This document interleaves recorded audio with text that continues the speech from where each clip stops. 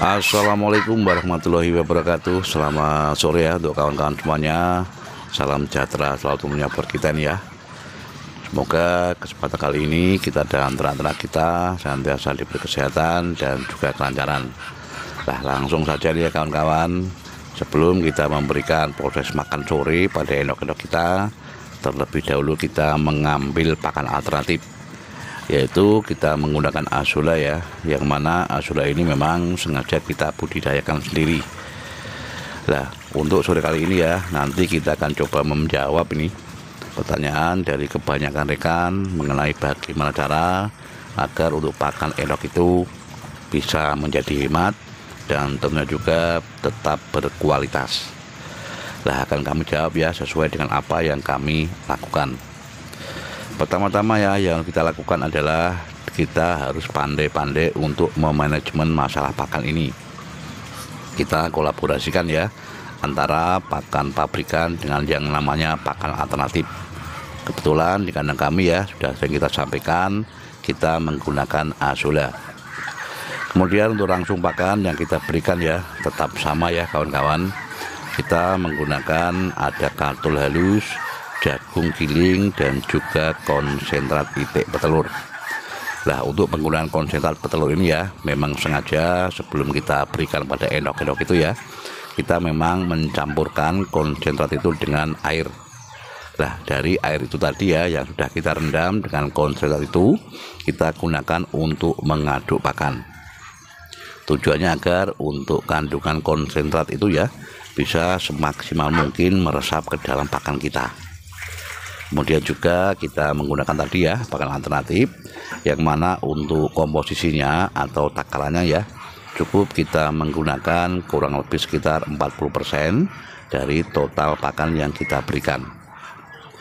Nah, kemudian juga ya agar untuk pakan ini bisa menjadi hemat dan juga tetap berkualitas ya kawan-kawan, memang kita menggunakan takaran yang jelas manakala kita memberikan untuk endok-endok kita itu pakan atau makanan.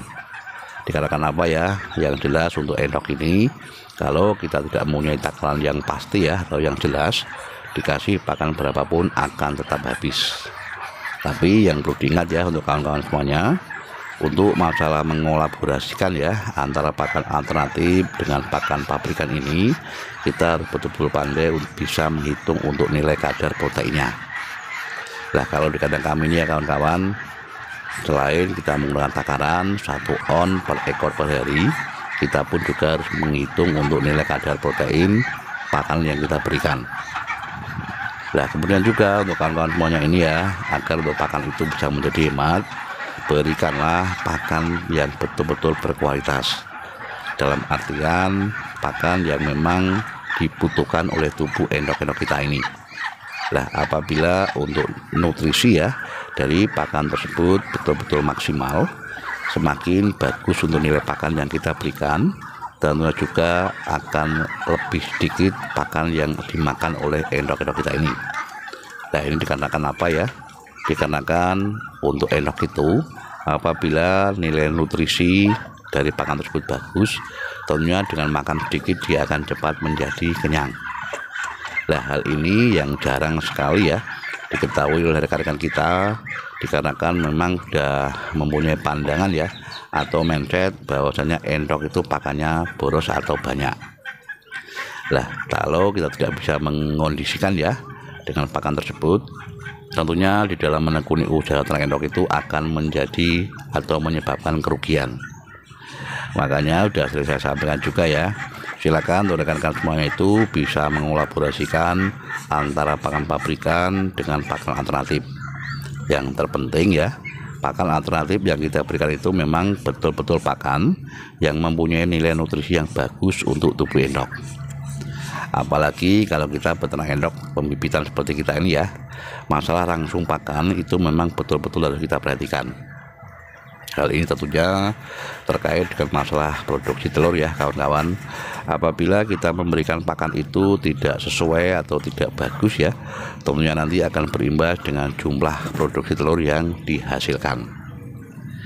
Nah, selain itu juga ya untuk kawan-kawan semuanya ini, jangan sekali-kali memberikan pakan alternatif yang berupa ampas-ampasan. Dalam artian kalau kita beternak endok dengan sistem pembibitan, saya yakin ya, apabila kita memberikan pakan alternatif itu berupa ampas ya, tentu juga nanti akan berimbas dengan jumlah produksi telur yang dihasilkan. Kemudian juga masalah nutrisi ya, atau masalah kualitas dari ampas itu, yang jelas juga untuk nilai proteinnya tidak akan bisa terlalu banyak. Silakan gunakanlah untuk pakan alternatif itu ya, berupa hijauan, dan tentunya juga untuk hijauan ini banyak sekali atau dapat kita jumpai di sekitar kita. Mungkin dengan adanya azolla ya, atau mungkin kangkung, bisa juga menggunakan indigo vera ya, itu juga mempunyai nilai nutrisi yang bagus sekali. Yang terpenting itu adalah berupa hijauan. Kemudian juga ya, untuk kawan-kawan semuanya ini, di dalam beternak endok itu, apabila tadi ya kita kembali ke masalah pakan, kalau kita betul-betul memperhatikan nilai nutrisi dari pakan itu, tentunya juga akan berimbas dengan produksi telur yang dihasilkan oleh endok-endok kita. Kalau pakan yang bagus ya, tentunya untuk produksi telurnya bisa mencapai di angka antara 15 sampai 17 butir telur. Lah, mungkin untuk pakan yang nilai nutrisinya rendah ya, saya yakin juga untuk jumlah produksi telur yang dihasilkan oleh indukan-indukan kita itu tentunya juga akan di bawah dari nilai atau jumlah tersebut yang kita sampaikan tadi.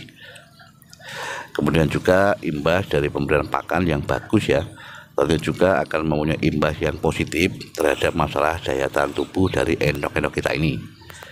Dengan pakan yang bagus itu tadi ya, tentu juga akan membuat untuk imunitas daya tahan tubuh dari endok kita itu akan semakin tinggi juga. Makanya untuk kawan-kawan semuanya, saya harapkan ya, atau saya himbau ini, silakan gunakanlah pakan alternatif atau pakan hijauan ya, yang mempunyai nilai nutrisi yang bagus untuk tubuh endok-endok kita itu. Kemudian ya, dari segi biaya kawan-kawan, kalau kita berbicara masalah harga pakan pabrikan, tentu juga untuk harganya itu jangan luar biasa tinggi sekali. Nah, ini kalau tidak kita siasati dengan pakan alternatif ya, tentu juga untuk masalah jumlah biaya pakan yang kita keluarkan akan menjadi tinggi. Makanya untuk kualitasnya pun, kalau kita murni menggunakan pakan pabrikan, yang jelas kualitasnya akan semakin bagus juga. Tapi itu tadi ya, dari segi biaya tentu juga akan memerlukan biaya yang lebih besar. Nah, di dalam beternak endok pembibitan seperti kami ini, memang untuk pakan memang betul-betul harus kita utamakan atau kita jaga kualitasnya. Nah, itu tadi ya untuk rekan-rekan semuanya, sedikit yang bisa kita sampaikan ini terkait dengan masalah bagaimana cara agar untuk pakan endok itu bisa menjadi hemat ya, tentunya juga tetap berkualitas. Nah, itu tadi adalah versi dari kami ya, dan mungkin saja di masing-masing peternak itu mempunyai cara tersendiri. Tapi satu tujuan ya, yaitu bagaimana caranya agar usaha ternak endok kita itu bisa berkembang dan tentu juga bisa semakin menghasilkan. Tetap semangat ya untuk semuanya. Ayo ternak gen kepenak. Wassalamualaikum warahmatullahi wabarakatuh.